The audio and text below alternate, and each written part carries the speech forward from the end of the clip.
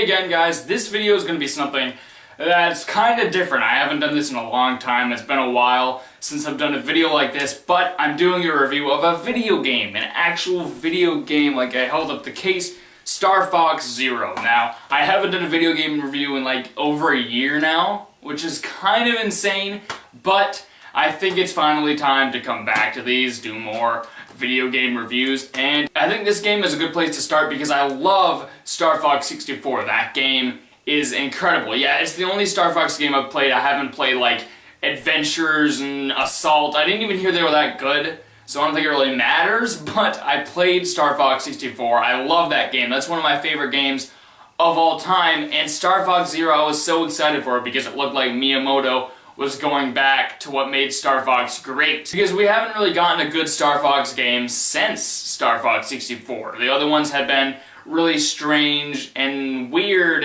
and Star Fox just kind of got dead for a while, but Miyamoto finally brought it back with Star Fox Zero. This game is actually kind of a reboot of Star Fox because it has the same exact story as Star Fox 64. The story is literally just recycled again, but with a few little details that are changed. Like in Star Fox Zero, there's a bunch of portals that Andros has access to, and there's other like sort of twists in the story that don't happen in 64, but it's basically the same story because this is really a reboot. Think Star Trek 2009. It was sort of a reboot with similar but also very different stories at the same time, if that made any sense. And one of the things I always loved about Star Fox 64 was the original four characters: Fox, Falco, Slippy, and Peppy Hair. They're all back again, and they're so good. One of my favorite things about Star Fox was always just those characters and the cheesy dialogue. Like, do a barrel roll is such a cheesy line that went all over the place, and everyone knows about that line, even people who haven't even played Star Fox. And in this game, a lot of the dialogue is recycled, and that did not bother me because it was so great to hear that dialogue again. And the new voice cast is really good. I have honestly liked all of the voice cast. They're all really good at embodying those characters. There's just so many cheesy lines in the Star Fox lore, like, "Your father helped me like that too," and like Wolf saying, "Can't let you do that, Star Fox." There's so many memorable, amazing lines in Star Fox, and they brought them all back in this game, and it's so good. It's like it's one of the things I always loved about Star Fox. The thing with Star Fox Zero is that there's been a lot of mixed reviews about it. Like, before I got the game, I was reading a lot of mixed reviews, and I think that is mainly due to the gameplay of this game. Like, it involves looking down at the gamepad and looking up at the screen again, looking down at the gamepad, and kind of going back and forth between those. And honestly, with Star Fox Zero, like, at first, when you play the first level, you're gonna suck. You're gonna suck really badly, because when I was playing that first level, I died several times because I wasn't used to the gameplay at all. Miyamoto wanted to go for gameplay that was a lot more innovative and different, and that really shows in this game. And the gameplay takes a while to get used to, but as you keep playing the game, you get more used to it and you get better at the game. At least that was the case for me. So like, at first I was really worried about the gameplay in this game. I was shocked by how confusing it was, but as you keep playing, you keep getting better and better. It's something I keep experiencing as I play this. And I have to say, the graphics are incredible. I mean, this is basically the best Star Wars game we've ever had, even though it's not really a Star Wars game, but you can tell there's some inspiration from Star Wars. I mean, it's called Star Fox and you're flying in ships. There's even one level where you're like blasting through a bunch of space debris and you're going super fast, and basically if you insert Star Wars music into that, it would just be Star Wars. It just fits perfectly.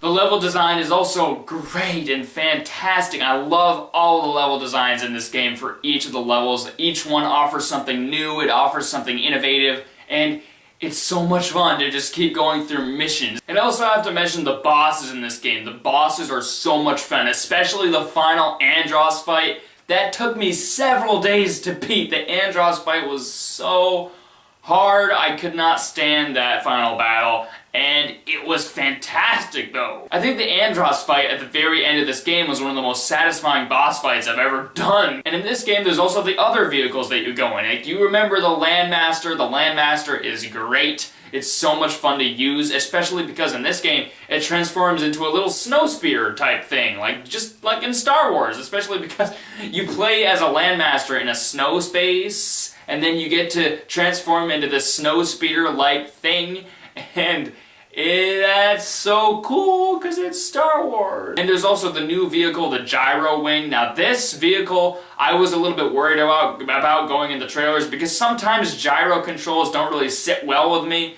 but I actually really like the Gyro Ring. I thought it was fantastic. Basically what you do with the Gyro Wing is that you have this robot inside of the Gyro Wing thing, and then you can use it to hack computers and hack things to help you. It's really cool, honestly. I actually really enjoyed using the Gyro Wing. And I mentioned Star Wolf earlier, and they're awesome. They're so fun to fight. You got Wolf, can't let you do that, Star Fox. You have Leon, Andross has ordered us to take you down. You have Pigma, hey Peppy, long time no see. Andrew, Andross's enemy is my enemy. They're all so good. I love Star Wolf, especially their dialogue. And they actually do appear a lot more in this game, which was something I really liked, because I think in Star Fox, like the original 64, I think they only appeared in like 3 stages? I might be wrong, but they don't appear that much in that game. In this game, they come up a lot more. And some people have also complained about how short the game is. Guys, the original 64 game can take like 2 hours to beat and then you're done.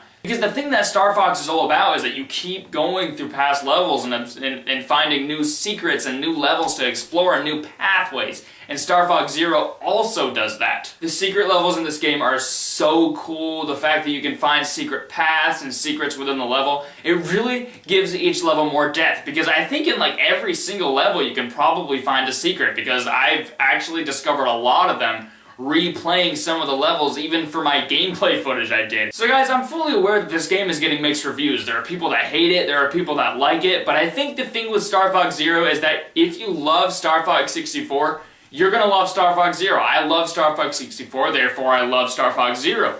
Honestly, Star Fox 64 is one of my favorite games of all time, and Star Fox Zero is just as good, if not better, in my opinion. Star Fox is something that was really close to me when I first discovered it, and I absolutely love Star Fox, and they honestly brought it back with this game. Star Fox has become great again. And Miyamoto, how are you still doing these things? How are you still making games and making them good? I don't understand how you're doing it. So guys, I hope you like this video game review I did. I haven't done one of these in over a year, so I think I'm kind of rusty at it. The thing I do best is movie reviews. I've studied how to do those. I've studied how to structure them. I learned a lot from Chris Stuckman, and I know how to structure those. I know how to do those. So video game reviews is just something I haven't done that much, and I think if I review more games this year, I'll probably become more experienced with that. But movie reviews are still my primary thing. I'm only going to do video game reviews once in a while. You're only going to see them a little bit, but movie reviews are still my primary thing. Video game reviews is just something I hope to be doing once in a while. So I hope you like this video. I hope you like it and share it around, and follow me on Twitter and Instagram, because I have social medias that nobody cares about probably. Bye! Bye!